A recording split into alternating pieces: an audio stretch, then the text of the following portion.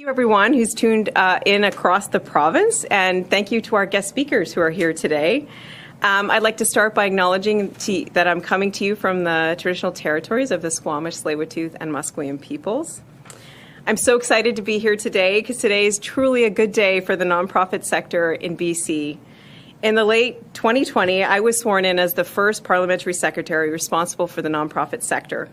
My government role is the first of its kind in Canada, and it shows that BC is leading the way.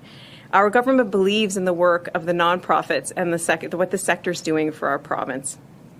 I'd like to recognize the amazing job nonprofits have done throughout the pandemic and continue to do in the post-pandemic recovery period.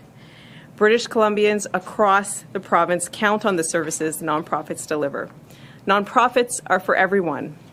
People experiencing homelessness and battling addiction, people struggling to get basic necessities like food or rent, spouses and partners fleeing domestic abuse, seniors suffering from isolation, and newcomers from war-torn countries who are deeply traumatized and uncertain of the way forward.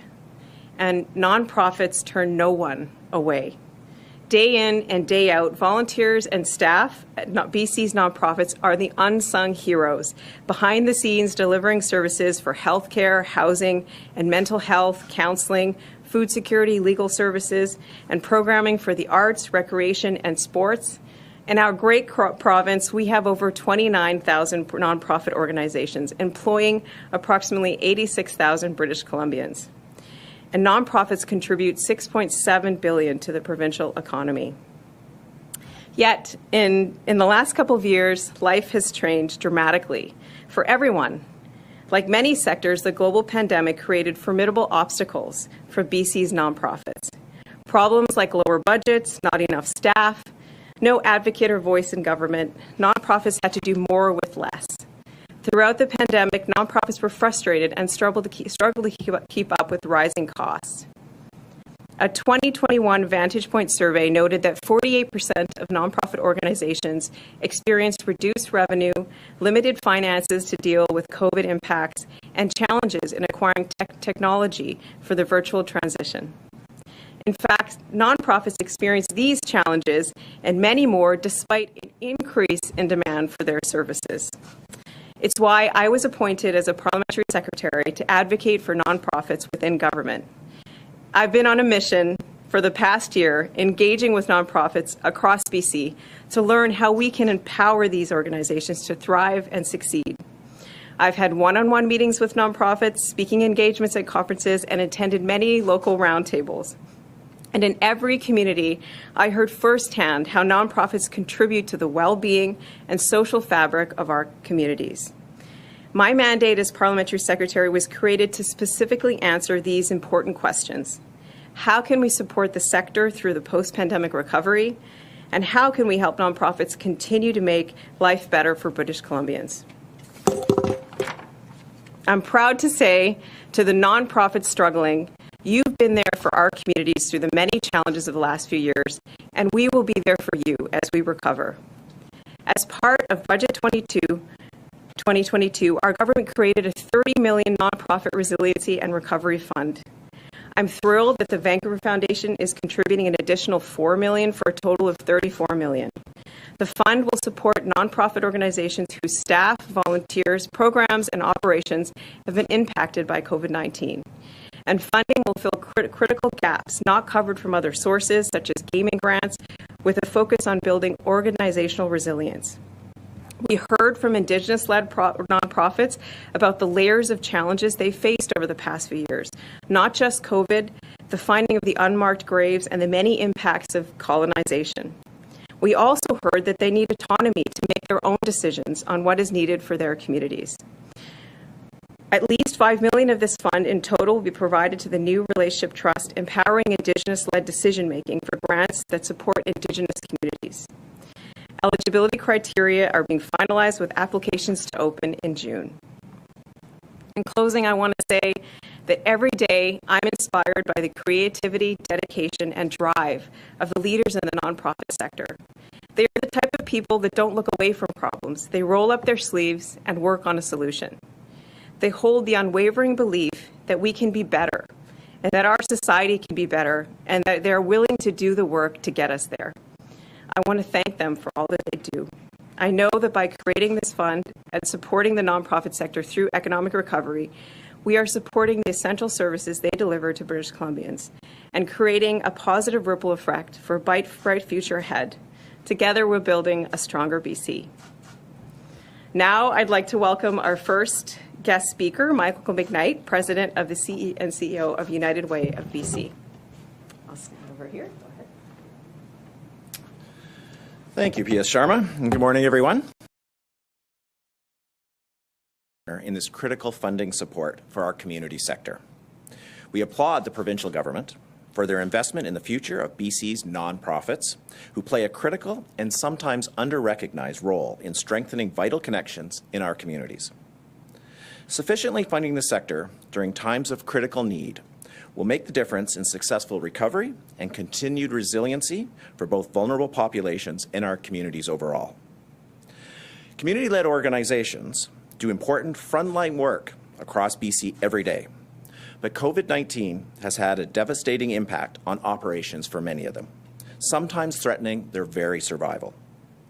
This fund will foster long-term resiliency and ensure no one is left behind. The reality of these difficult days means that demand for service is up and unfortunately revenues are down. We know the survival of critical organizations are at risk. Grants from this fund are intended to support organizations whose staff, volunteers, programs, and operations have been disproportionately affected by the pandemic. This fund will help mobilize new resources for our sector, provide targeted support to those most vulnerable, and foster new ways of collaborating among major funders. It's difficult for nonprofits to gain access to multi-year funding.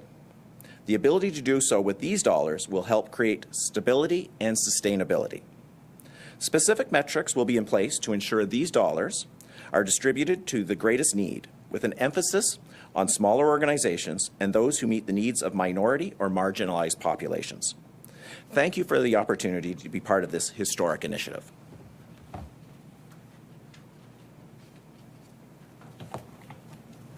Thank you so much, Michael. I'd like to welcome Walter Schneider, CEO of the New Relationship Trust. Come on up. I'll just keep my stuff here. Thank you, P.S. Sharma. Good morning, everyone. On behalf of the New Relationship Trust, we're proud and humbled to be part of and bear witness to today's announcement. I'm going to make two comments. Firstly, this fund is a testament to how vital the nonprofit sector is in BC, and the urgency for all of us to find innovative ways to ensure the financial stability of that sector. Secondly, this fund is a testament to a new standard of inclusion, and I want to thank the province of BC and our partners and acknowledge their commitment to collaborate with the New Relationship Trust that started from a position of trust and respect. For making space for us to share our knowledge and our lived experience in working with, with the work that we do with First Nation communities and organizations that are providing essential nonprofit programs and services across BC. So we're very excited to be a partner in this model and hope this paves the way to future opportunities for us and other Indigenous organizations to be part of the design and delivery of similar arrangements in the future. Thank you. Thanks so much, Walter. And last but not least, I'd like to invite Kevin up here, who is the CEO of Vancouver Foundation. Thank you, Parliamentary Secretary Sharma. I'm also very pleased to be here today. And first, I want to really acknowledge the work of Parliamentary Secretary Sharma as the Secretary for Community Development and Nonprofits. It is the first position of its kind in the province. It's a home for our sector, and the Secretary has been championing issues that matter to our community, and this announcement is one of many priorities she's driving. So I do want to recognize your work, and thank you very much for the work that you've done. I also want to thank United Way of BC and the New Relationship Trust. They are exemplars of how we believe this work should proceed, is in partnership, in collaboration, working across the province with partners that know the needs of communities and have the capacity to help us make great decisions. I also just want to talk a little bit about the announcement today. $30 million is a significant amount of money. It's the first new money in our sector in our memories. And Vancouver Foundation is adding to that fund as well. We are a significant funder of charities in the sector, and when the province wants to fund the sector, we're happy to stand shoulder to shoulder with them and add our funds to that effort as well.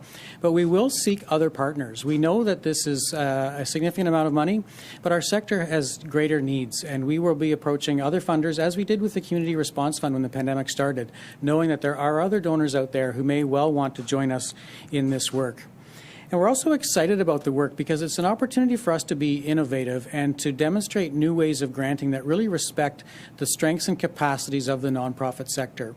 We're exploring ideas such as multi-year funding of simplified application processes, processes that reduce bias and complication, and actually put the reporting onus on us as donors. We can find out what happened in programs in ways that reduce the burden on the applicants themselves. We're hard at work on designing the program right now. We are working on how to target and scope it, eligibility criteria, adjudication process. Those details are coming. But we do hope to launch the fund in June, and there will be an opportunity to sign up for on the Vancouver Foundation website to get details. But in closing, I would just again thank the province and our partners in this work. We're excited about this fund. It won't be all things to all people, but it will be a significant contribution to a sector that has dealt with enormous challenges during the pandemic and is well poised to help rebuild our society as we come out of the pandemic. So again, thank you to all.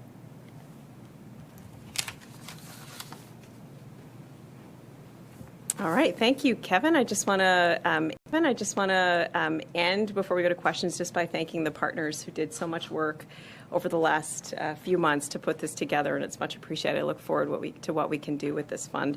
I think we're now ready for questions. Elena, go ahead. Thank you to all of our speakers today. A reminder to media on the line that you may now press *1 to enter the queue, and you will be limited to one question and one follow-up today. We'll just give media one moment to queue up.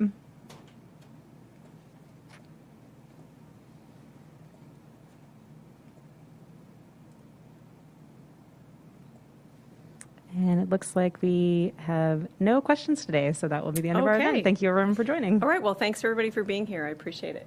Okay. Thank you.